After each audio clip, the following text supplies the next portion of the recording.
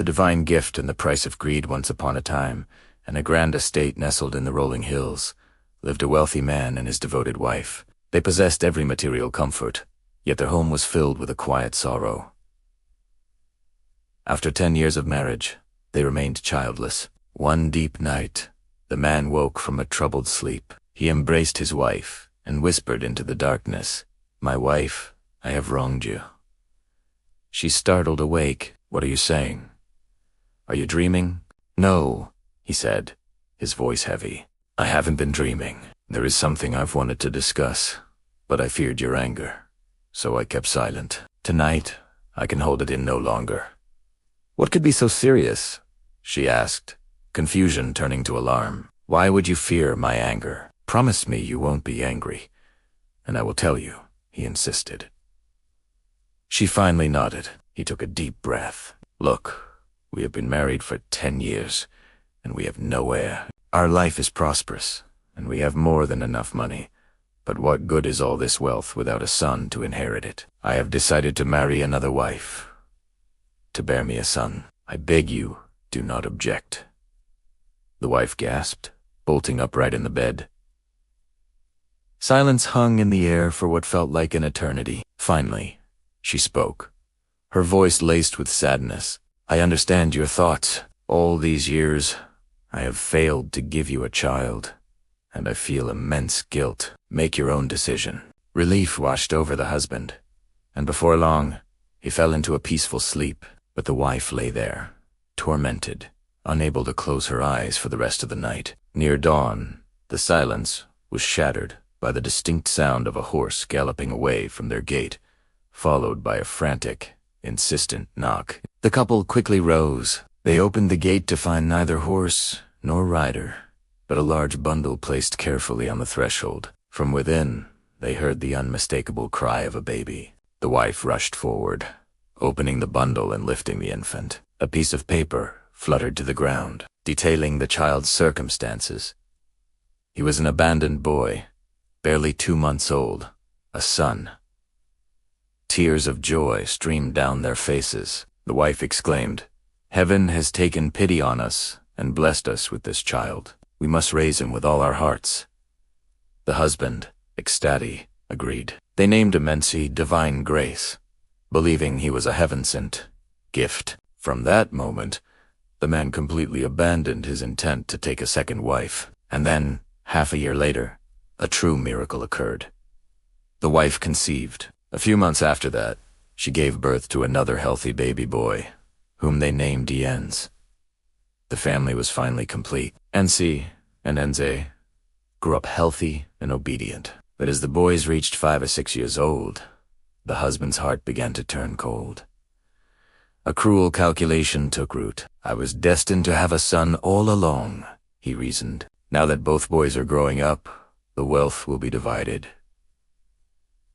Won't my own flesh and blood son, ENC, be disadvantaged?" Consumed by this selfish thought, he discussed with his wife the idea of abandoning Ensi far from home. The wife hesitated, but ultimately, her loyalty and the dark fear of losing their fortune made her agree. The next morning, the man took Ensi deep into the woods. Waiting for a moment when the boy was distracted, he silently turned and hurried back home. From now on, he thought, the fortune belongs solely to Enz. However, before noon, a kind woodcutter led Ensi back to the house. "I found this boy wandering lost," he said. "I asked around until I found his home." The couple was mortified. They thanked the woodcutter profusely, pretending they had been searching for their son all day. The matter settled for a year, but the couple's dark envy festered. Ensi continued to grow rapidly, now a head taller than En. They feared the adopted son would eventually dominate their biological son and became absolutely determined to get rid of Ensi for good. That night, the husband tossed and turned until a truly wicked plan struck him. "I have a way," he told his wife, "that no one will ever suspect." The next morning, he penned a letter, gave it to Ensi, along with some steamed buns, and instructed him, "Son, take this letter to Uncle Li Si in the next village. Deliver it only to him." On the way, Ensi met his younger brother Ens, who was playing. Seeing the delicious buns, Ien's wind, "Brother, Let me have a bite. ENC smiled. Father asked me to deliver this letter. How about you deliver the letter for me, and I'll give you the buns. Enz happily agreed, took the letter and the buns, and ran straight to Lisi's house. Lisi received the letter and opened it. His face immediately darkened. The letter read, Brother Lee, upon receiving this, quickly take the child to the riverbank behind the mountain. I will give you 100 taels of silver. Simply throw him into the river. Do this immediately. Lisi was stunned. Clutching the letter, he burned it, his heart heavy. He took Enz behind the mountain, misinterpreting the instructions to mean the child accompanying the letter. He delivered a forceful kick that sent the boy tumbling into the river. Meanwhile, Enzi waited and waited for his brother. When Enzi never returned, he sadly went home alone. The couple, seeing Enzi back, panicked. Did you deliver the letter? Enzi replied, Enz wanted the buns, so I asked him to take the letter for me. Hearing this, the couple turned deathly pale. They rushed to Lisi's house. Where's my son? They screamed. Lisi replied with a solemn voice, as Yoletta commanded. I have finished the job. The two collapsed onto the ground, utterly crushed. Their own cruel hearts had caused the death of their biological son. That night, in a vivid dream, two figures messengers from the underworld appeared. You, too, have committed to many evil acts. You must come with us to the court of King Yama. Shackled and dragged to the hall of judgment, they knelt trembling before King Yama. After hearing the entire sordid tale, King Yama thundered, You stone-hearted couple, Enzi was a heaven-sent gift due to your childlessness. Instead of being grateful, you plotted to harm him. Your malice is colder than stone.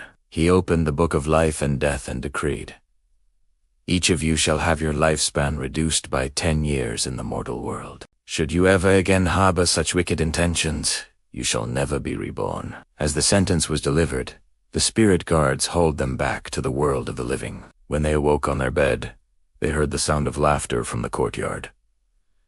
It was Enz and Enzi, playing happily together. It turned out that Lisi had a good heart. He couldn't bear to harm the child. When the boy fell into the river, he immediately jumped in and saved him, then hid him at his own house, fearing the wicked couple would try again. The husband and wife embraced, weeping uncontrollably. They rushed to their ancestral shrine, tears and snot streaming down their faces in true repentance. From that day forward, they made no distinction between their adopted son and their biological son, living in harmony and love as one family. The two brothers, Enzi and Enz, grew up to be filial and hardworking, caring for their parents until they passed away in their 80s. People in the village often said, A person must keep a kind heart. If you err and correct your ways, heaven will grant you a second chance.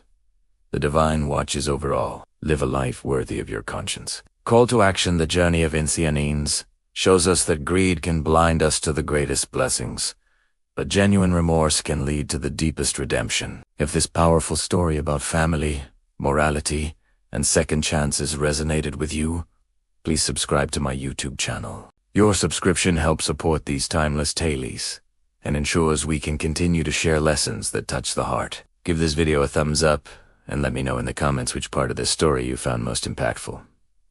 Thank you for watching.